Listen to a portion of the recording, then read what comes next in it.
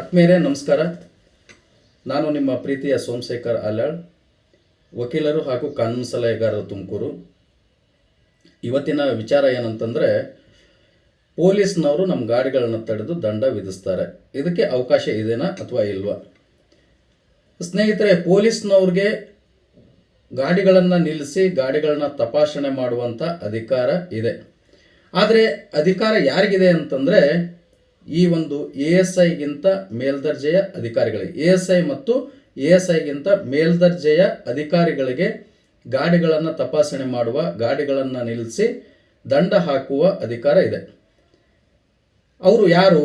ಒಂದು ASI ಆಗಿರ್ಬೋದು, ಅಥವಾ PSI ಆಗಿರ್ಬೋದು, ಅಥವಾ CPI ಆಗಿರ್ಬೋದು, ಅಥವಾ DYSP ಆಗಿರ್ಬೋದು, ಅಥವಾ ಅಡಿಷನಲ್ SP ಆಗಿರ್ಬೋದು, ಅಥವಾ SP ಅವರು ಆಗಿರ್ಬೋದು. ಅಂದರೆ ASIಗಿಂತ ಮೇಲ್ದರ್ಜೆಯ ಯಾವುದೇ ಅಧಿಕಾರಿ ಕೂಡ ಗಾಡಿಗಳನ್ನು ನಿಲ್ಲಿಸಿ ದಂಡ ವಿಧಿಸುವ ಅಥವಾ ಗಾಡಿಗಳನ್ನು ತಪಾಸಣೆ ಮಾಡುವ, ಗಾಡಿಗಳ ದಾಖಲೆಗಳ ತಪಾಸಣೆ ಮಾಡುವ ಅಧಿಕಾರ ಅವ್ರಿಗೆ ಮಾತ್ರ ಇರ್ತದೆ. ಬಹಳಷ್ಟು ಸಂದರ್ಭಗಳಲ್ಲಿ ನಾವು ನೋಡ್ತಾ ಇರ್ತೀವಿ, ಪೊಲೀಸ್ ಕಾನ್ಸ್ಟೇಬಲ್ಗಳು ASI ದರ್ಜೆಗಿಂತ ಕಡಿಮೆಯ ದರ್ಜೆಯ ಪೊಲೀಸರು ನಿಂತ್ಕೊಂಡ್ಬಿಟ್ಟು ಗಾಡಿಗಳಿಗೆ ದಂಡ ವಿಧಿಸುವ ಕೆಲಸವನ್ನು ಮಾಡ್ತಾ ಇರ್ತಾರೆ ಮತ್ತು ಗಾಡಿಗಳನ್ನು ತಡೆಯುವ ಕೆಲಸವನ್ನು ಮಾಡ್ತಾ ಇರ್ತಾರೆ. ಇದಕ್ಕೆ ಕಾನೂನಿನಲ್ಲಿ ಅವಕಾಶ ಇಲ್ಲ. ಇದಕ್ಕೆ ಸಂಬಂಧಪಟ್ಟಂಗೆ ಸಾಕಷ್ಟು ಆದೇಶಗಳನ್ನು ಪೊಲೀಸ್ ಇಲಾಖೆ, ಗೃಹ ಇಲಾಖೆ ಹೊರಡಿಸಿದೆ.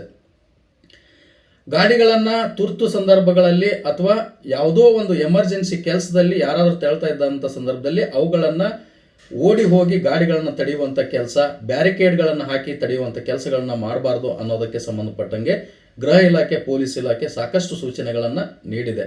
ಅದರ ಜೊತೆಗೆ ಹೈಕೋರ್ಟ್ ಮತ್ತು ಸುಪ್ರೀಂ ಕೋರ್ಟ್ಗಳು ಕೂಡ ಗೈಡ್ಲೈನ್ಸು ಮತ್ತು ಆದೇಶಗಳನ್ನು ನೀಡಿವೆ. ಪೊಲೀಸರು ಕೇವಲ ಗಾಡಿಗಳನ್ನು ಒಂದು ವೇಳೆ ಏನಾದರೂ ಹೆಲ್ಮೆಟ್ ಧರಿಸದೇ ಇದ್ದಾಗ, ತ್ರಿಬಲ್ ರೈಡಿಂಗ್ ಮಾಡ್ತಾ ಇದ್ದಾಗ, ಅಥವಾ ಗಾಡಿಗಳ ದಾಖಲೆಗಳು ಇರದೇ ಇದ್ದಾಗ ಗಾಡಿಗಳನ್ನು ಹಿಡಿತಾರೆ ಮತ್ತು ದಾಖಲೆಗಳ ತಪಾಸಣೆ ಮಾಡುವಂಥ ಒಂದು ಕೆಲಸವನ್ನು ಮಾಡ್ತಾರೆ. ಆದರೆ ಅದನ್ನು ತಪಾಸಣೆ ಮಾಡಬೇಕಾದಾಗ ಪೊಲೀಸ್ ಕಾನ್ಸ್ಟೇಬಲ್ಗಳಿಗೆ ಅವಕಾಶ ಇರೋದಿಲ್ಲ.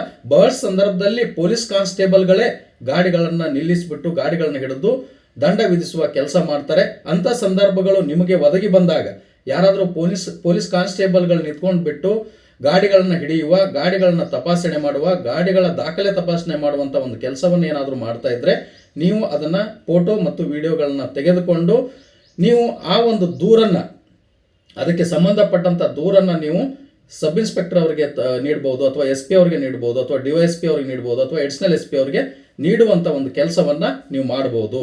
ಯಾವಾಗ ASI ಜೊತೆಗೆ ಇದ್ದು ಪೊಲೀಸ್ ಕಾನ್ಸ್ಟೇಬಲ್ಗಳು ಗಾಡಿಯನ್ನು ನಿಲ್ಲಿಸಿ ದಂಡ ವಿಧಿಸುವ ಒಂದು ಕೆಲಸವನ್ನು ಮಾಡ್ತಾ ಇದ್ದರೆ ಅದು ಸರಿಯಾದ ಕ್ರಮ ಆಗಿರ್ತದೆ. ಯಾವಾಗ ASI ಇರದೆ, PSI ಇರದೆ ಬರೀ ಕೇವಲ ಪೊಲೀಸ್ ಕಾನ್ಸ್ಟೇಬಲ್ಗಳು ಮಾತ್ರ ಗಾಡಿಗಳನ್ನು ನಿಲ್ಲಿಸಿಬಿಟ್ಟು ಗಾಡಿಗಳನ್ನು ತಪಾಸಣೆ ಮಾಡುವ, ಗಾಡಿಗಳ ದಾಖಲೆ ತಪಾಸಣೆ ಮಾಡುವ ಅಥವಾ ದಂಡ ವಿಧಿಸುವ ಕಾರ್ಯವನ್ನು ಮಾಡ್ತಾ ಇದ್ರೆ ಅದು ತಪ್ಪಾಗುತ್ತೆ. ಅದಕ್ಕೆ ಸಂಬಂಧಪಟ್ಟಂಗೆ ನೀವು ದೂರನ್ನು ಕೂಡ ಪೊಲೀಸ್ ದೂರು ಪ್ರಾಧಿಕಾರ ಅಂತಿದೆ ಬೆಂಗಳೂರಲ್ಲಿ, ಅದಕ್ಕೆ ಕೂಡ ನೀವು ದೂರನ್ನು ಸಲ್ಲಿಸಬಹುದು. SP ಅವರಿಗೆ, ಅಡಿಷನಲ್ SP ಅವರಿಗೆ, CPIಗೆ, DYSPಗೆ ನೀವು ಅವ್ರ ಮೇಲೆ ದೂರನ್ನು ಸಲ್ಲಿಸಬಹುದು. ಆವಾಗ ಅದು ಆ್ಯಕ್ಷನ್ ಆಗುತ್ತದೆ. ಮತ್ತು ಗಾಡಿಗಳನ್ನು ಯಾವ ರೀತಿ ನಾವು ತಪಾಸಣೆಯನ್ನು ಮಾಡಬೇಕು, ಗಾಡಿಯ ದಾಖಲೆಗಳನ್ನು ಯಾವ ರೀತಿಯ ತಪಾಸಣೆ ಮಾಡಬೇಕು, ಗಾಡಿಗಳನ್ನು ಯಾವ ಸಂದರ್ಭದಲ್ಲಿ ಹಿಡಿದು ದಂಡವನ್ನು ವಿಧಿಸಬೇಕು, ಇದಕ್ಕೆ ಸಂಬಂಧಪಟ್ಟಂಗೆ ಒಂದು ಗೈಡ್ಲೈನ್ಸನ್ನು ಪೊಲೀಸ್ ಇಲಾಖೆ ಮೊನ್ನೆ ಈಗ ರಾಜ್ಯ ಪೊಲೀಸ್ ಮಹಾನಿರ್ದೇಶಕರಾದ ಸಲೀಂ ರವರು ಒಂದು ಆದೇಶವನ್ನು ನೀಡಿದ್ದಾರೆ. ಸದರಿ ಆದೇಶದಲ್ಲಿ ಸ್ಪಷ್ಟವಾಗಿ ಅವರು ಹೇಳಿದ್ದಾರೆ, ಬ್ಯಾರಿಕೇಡ್ಗಳನ್ನು ಹಾಕಿ ಗಾಡಿಗಳನ್ನು ನಿಲ್ಲಿಸೋದು, ಗಾಡಿಗಳನ್ನು ಅಡ್ಡಗಟ್ಟಿ ನಿಲ್ಲಿಸೋದು, ಗಾಡಿಗಳನ್ನು ತುರ್ತು ಸಂದರ್ಭದಲ್ಲಿ ಹೋಗ್ತಾ ಇದ್ದಂಥ ಸಂದರ್ಭದಲ್ಲಿ ಕೈ ಮಾಡಿ ನಿಲ್ಲಿಸುವುದು, ಇಂಥ ಹಲವಾರು ವಿಚಾರಗಳಿಗೆ ಸಂಬಂಧಪಟ್ಟಂಗೆ ಅವರು ಒಂದು ನಿರ್ದಿಷ್ಟವಾದಂಥ ಒಂದು ಮಾರ್ಗದರ್ಶಿ ಸೂತ್ರವನ್ನು ಪ್ರಕಟಣೆ ಮಾಡಿದ್ದಾರೆ ಮತ್ತು ಒಂದು ಗೈಡ್ಲೈನ್ಸನ್ನು, ಒಂದು ಸೂಚನೆಯನ್ನು ಅವರು ನೀಡಿದ್ದಾರೆ. ಆ ಒಂದು ಪತ್ರದಲ್ಲಿ ಅವರು ವಿವರವಾಗಿ ಹೇಳಿದ್ದಾರೆ ಯಾವ ಸಂದರ್ಭದಲ್ಲಿ ಗಾಡಿಗಳನ್ನು ನಿಲ್ಲಿಸಬೇಕು, ಗಾಡಿಗಳನ್ನು ಹಿಡಿಬೇಕು ಅನ್ನೋ ವಿಚಾರವನ್ನು ಅವರು ತಿಳಿಸಿರ್ತಾರೆ.